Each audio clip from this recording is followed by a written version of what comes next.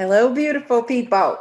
It is day 2 of our wellness journey, of our 10-day wellness journey, our journey for healing and peace, healing our mind, body, and soul.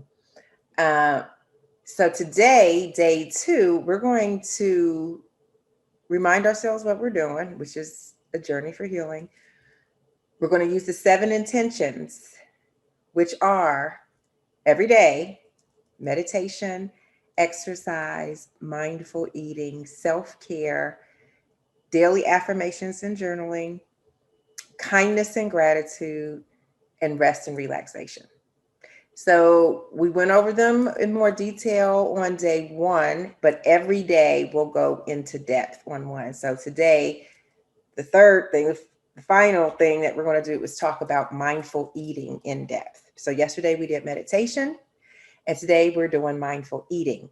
And I'm doing it, I decided to do it here in my kitchen because that is mindfulness, paying attention to every little thing. We'll get to mindful eating in the last part of this in more detail, but we always want to start by talking about mindset because that's everything. There's a executive function that when we put things in context in our mind, then we're able to make easier and better decisions. So we always want to look at your belief system because this is for inner peace and this is for healing. It's for this is a holistic wellness journey. So every day, try to do all 7 things. And I talk about them in detail in my book, The 10 Days. It's a great resource, but you don't have to get that to still do these 7 intentions. You got a pen and paper, you write them down, and I have a certain formula for them, and we'll do them more in depth in a longer journey later in the spring, in the winter. But for now, this is just to jumpstart us and get us going. The year has started off just the same way. It's just an extension of 2020. The way that 2021 has gone. And so everyone's tired. We just want some peace and healing. So mindset.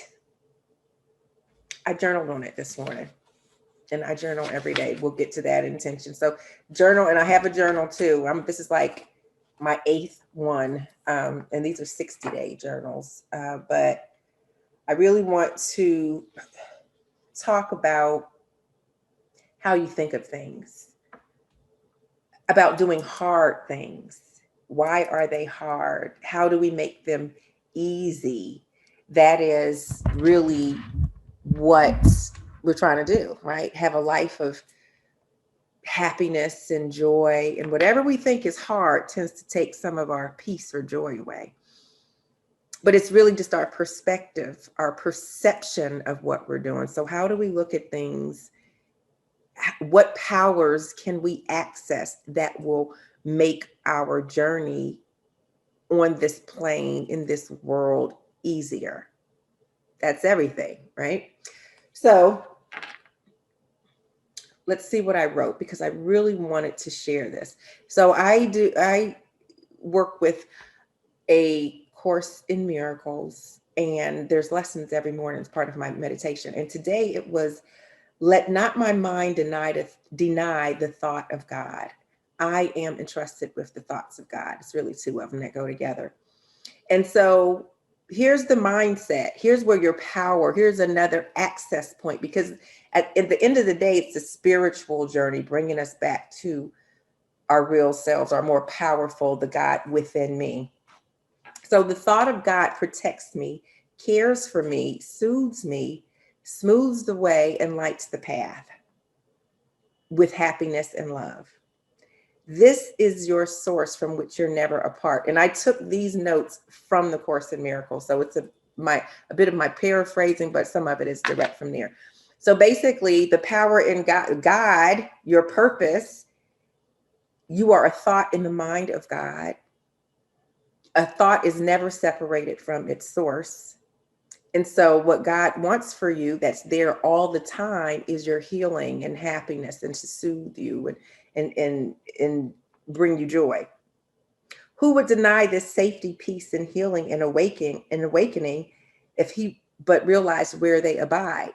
If God wants that for you, then why don't you have it? Why don't I have it? Why are we suffering and in pain and tired and stressed out? If we believe, then where's the gap? It is yours, but for the asking. Ask to receive, and it is given you. Ask with desire. Practice today in hope, for hope is indeed justified. I like that it said, ask to receive, and it is given to you. We ask and wait to get it. Ask to receive it, ask to be an open, because it's there. What we're saying, if God is there, he never changes, he always exists, then this healing that we want is there. We need to be the open vessel to receive it. So ask to receive it.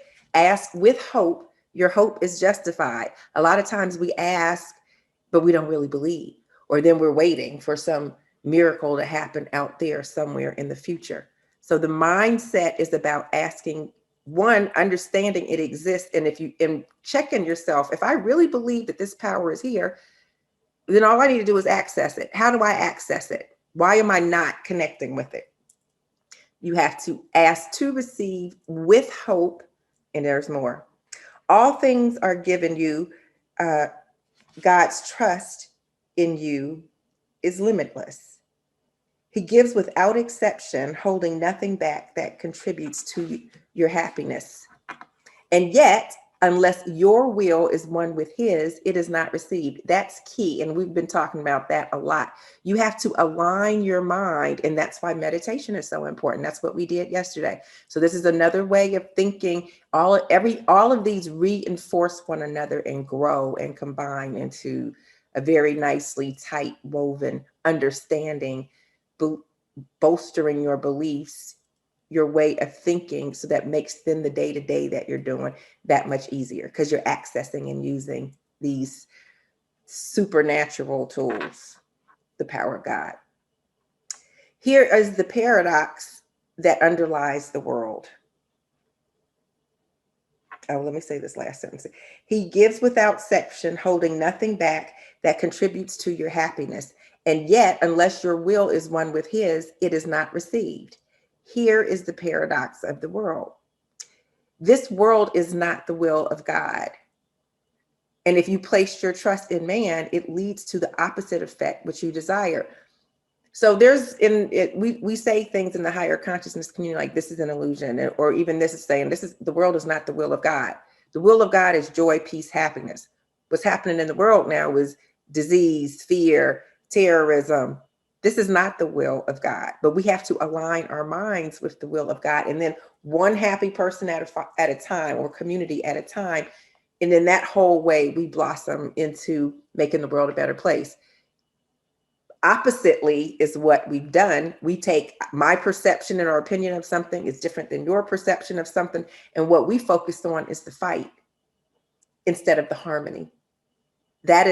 So we're twisting our minds. We're changing our focus to focus on the will of God, which is where happiness abides, aligning with that place. So then all other things will be easier.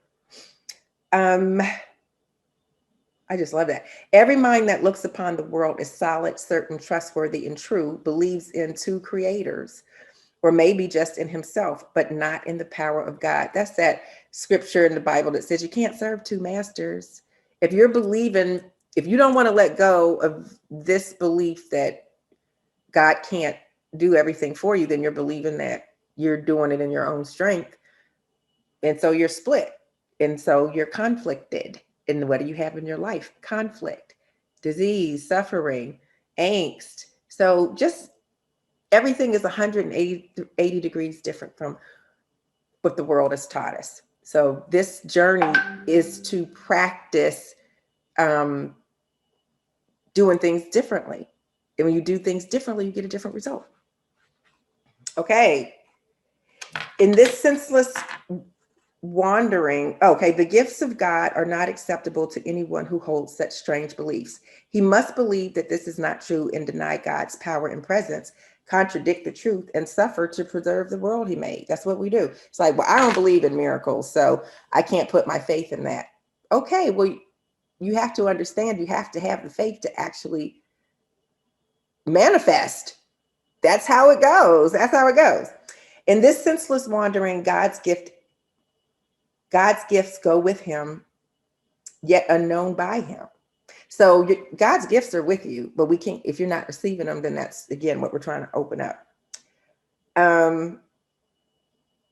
Recognize who walks with you, open your treasures, and be free. What he has come to offer you, you must now give. He shares his joy with you, and now you go share it with the world. So once you get this and this understanding, and you start sharing it with more people, like even starting with in your household or at your work or in your life, then it just really becomes sort of exponential. So that's the mindset piece. We're believing in this journey.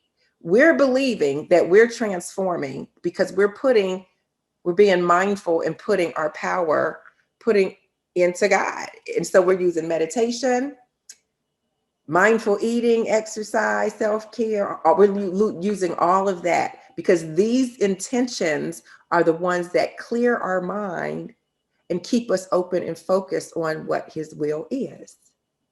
See how that works? So now we're going to talk about the second intention with this. We've put ourselves in this space. We're believing. We know God is all powerful. Miracles happen. We have power to manifest and make things happen. We can dream a new dream. We're going to use all that. And then practically speaking, the practical things are the 7 intentions. So these are the spiritual things that people would say maybe are not practical, but they really are. Because again, it's 180 degrees different from what the world would say. So for mindful eating, here's the other book. I'm going to read one of these affirmations today. A Prayer of Me, Mindful Eating to Improve Well-Being. I'm doing this in my kitchen. Really, I started with mindful eating. I started a mindfulness life by mindful eating. We all can enter into this path of enlightenment wherever our unique interests and personality brings us. And mine was mindful eating. My husband's a chef. I'm a good cook. I'm been mindful of how it affects my body, but really it's so much bigger than that. So the practical side for mindful eating for you to watch this week is no wasp, no white flour, alcohol, sugar, or processed foods. What's the hard thing? What's the hard thing about hard things? That's what I want you to explore with this type of eating, because we don't eat certain things that are good for us, or we do eat things that are not good for us, often because it's easy, it's convenient, it tastes good, it's crunchy, it's whatever, but that easiness makes it mindless. When you're mindful, when you take the time and discipline to think about things, that is where that self-introspection, that present moment reminder, that is where you begin to connect with your inner wisdom, with the God within you. See how that works? So being mindful about what you're eating, doing the hard things that aren't really hard, because then when you do them in this way, you would be surprised. You just need to have a willingness and take some time to explore, self-exploration. So you're mindful, keep a bowl of fruit always full in your kitchen so you can always grab an apple or this or that. I've got just a few cookbooks in the corner. Last week I started eating plant-based. I call my friend it plant forward. So I had eggs this morning, but I have only had protein. I had salmon one day and catfish yesterday. So for the last 8 days,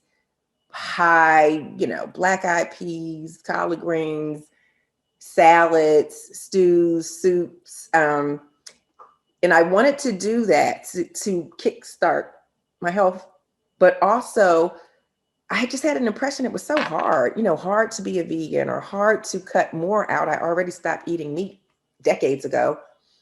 And what I found is that it's been a real blessing that you really spend more time chopping food. It's a lot of vegetables. So you're really working with the earth.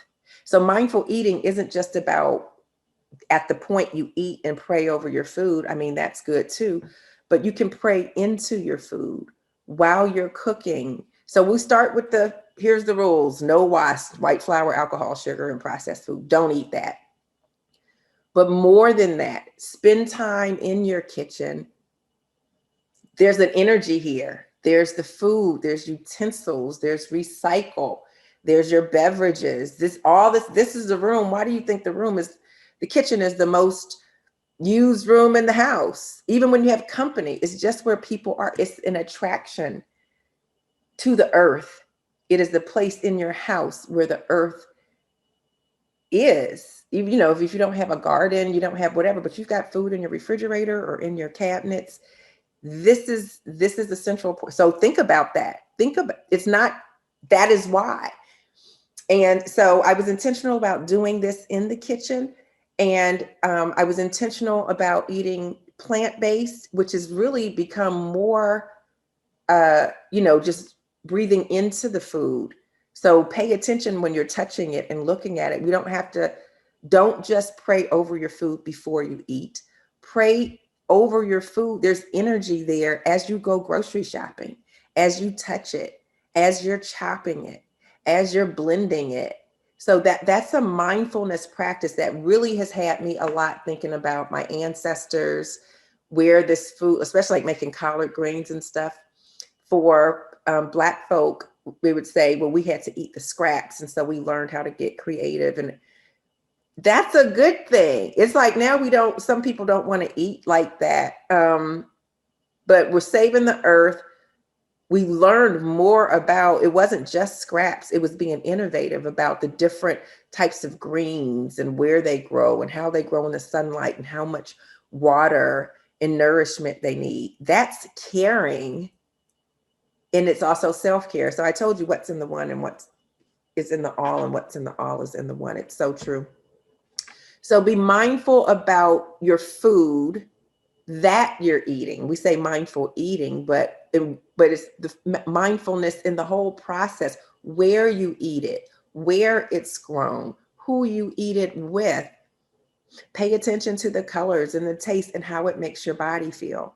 So when you take out these 4 things, the WASP, you're taking out processed food. You're getting back to eating natural or whole foods by extension. Think about it. If you take out white flour, that's processed. It's in cookies, crackers, cakes. You take out sugar, it's refined sugar is processed. Use agave or honey. There's other natural sweeteners that you can use. When you take out alcohol, that's processed or fermented. My biggest problem with alcohol, and I love wine. Anyone who knows me knows that, is that because it mellows you out so much, it lowers your resistance, and you may not have the willpower to keep eating the things that you're supposed to eat. So in and of itself, like the taste, and if it goes great with the meal and all of that, some would say that a glass or 2 of red wine is good for you. But what happens is you get a little buzzed or get too calm or comfortable, and that second glass turns into 3 glasses, and then you want some popcorn or a bowl of nuts and sweet and salty. So be careful with that. But if you take out those 4 things, you will find processed foods, processed oils, and just is junk that clogs you up. When you take those out, you'll find that you will be eating healthy foods for the most part. You can eat whole wheat bread. I'm not saying take the carbs out. I'm saying don't eat white processed bread. Whole wheat is great, or sprouted bread, even rice, beans. So you can eat carbs.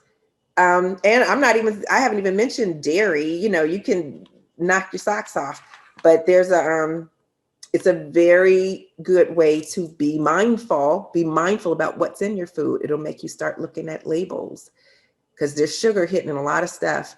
I got some tortilla or pita chips one time thinking, okay, this will be good with hummus, whole wheat pita. And one of the ingredients was sugar. Why did I have to put sugar in pita? Sugar helps make things crunchy.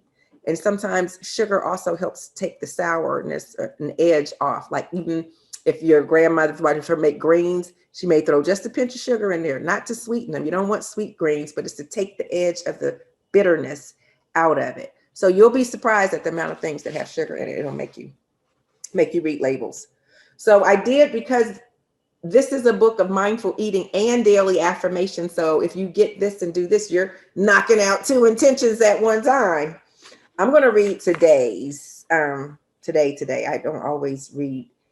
I just can go through the book and read 5 or 6 a day. But today's is I am complete.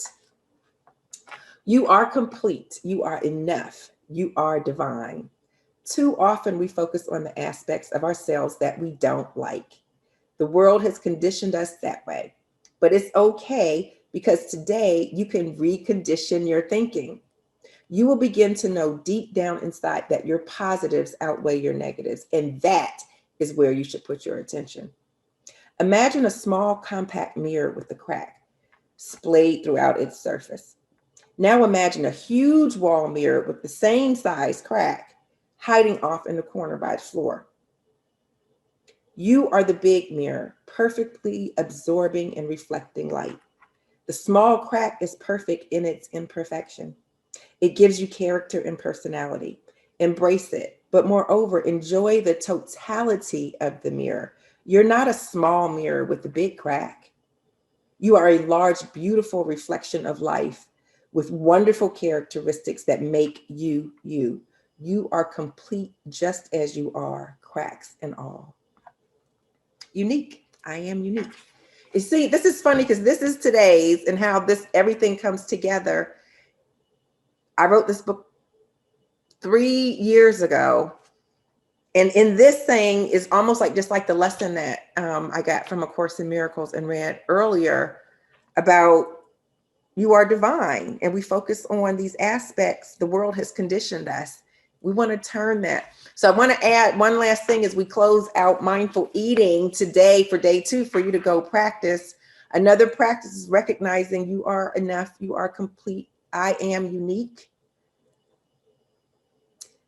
And focus on the positive. So this is just the easy, energy attracts like. We focus on the negative. Oh, it's snowing, the weather, I can't go run, I can't do this, or the virus, I can't go anywhere. Focus on the positives. I am safe. I have a roof over my head. That positive energy raises your vibration, brings you closer to the God within you so that you can see. And so all this week, all the 10 days, be maniacal about turning, because everything has a light and a dark, is a light and a shadow. Every coin has 2 sides. It's the same coin, but has 2 sides. When you catch yourself being negative, turn it into a positive. So, I said I was going to eat plant-based, or I was not going to have any wasp. I had wine again. Well, you know what? I did good on the other 3. I didn't have sugar, processed food, or white flour. And I can do that all day long. So then I just try to keep being observant and mindful and keep persevering, but not beating myself up, being happy about all these things that are coming together. So when you do all of these 7 intentions together in one day, and then the next day, and then the next day, by the end of this 10 days, even before the end of the day, you will feel the transformation. You will feel the healing, the understanding. Good things will start coming to you, synchronicities, everything. It is transformative. Your skin will clear up. Your energy will get heightened. It's a beautiful, beautiful thing. Every time, and I was really feeling a little low 2 weeks ago, and I had a talk with God, and he said, you have the answer, do the 10 days. Because I try to live more like that generally, but I'm not going deep into each of the intentions. He was like, go deep, go deep. So last week I started going deep. Like today is day 7, I think, but I'm going to keep doing this. I'm doing this for this 10 days with you as well. And I'm really literally like day 3 or 4, I was like, hallelujah. I was awakening to some truths and to how the world, and then just encouragement. I got letters and calls from people all over the world that don't know each other, effectively saying what I mean to them, how much I mean to them, or what a difference I make. And it just meant the world to me. And I could see, for that little thing that I was down about, or these things I was feeling down about, I was not focused in the right place. I was not in alignment with him. And so he brought that to me. Once I started opening myself up and I asked to receive, he was sending it like crazy. It was amazing. I mean, it was really amazing. I was on the phone with my son when a couple of these came through, and I was telling him, we were like, wow, we could just start counting the miracles one by one. So this is day 2, change your mindset, mindful eating. Let me know how it is going. And so we've done meditation, mindful eating, and we're going to keep going, but keep trying to do all 7 of them all every day. Do your best. And let me know if you have any questions. Okay. Love and light. Yay. Day 2.